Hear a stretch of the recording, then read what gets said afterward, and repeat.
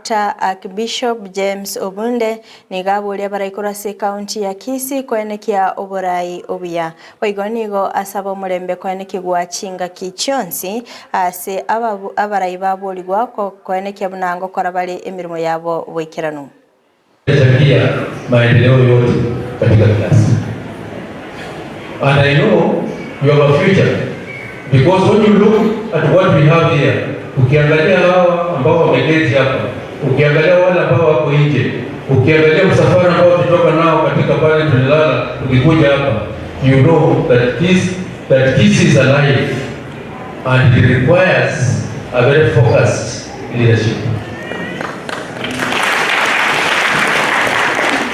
Nyinyi mkiregea katika utaratibu wa utendaji, hawa ambao umeona hapa, Mungu atatoa wale ambao watamfukuza katika hiyo mamlaka. So take your responsibilities kwa mwingine seriously, na wenzako wewe ni kinara ya hii class, take your responsibilities very seriously so that hawa ambao wamekuja leo to witness this momentous moment that there will be a continuity of goodness in Kisii.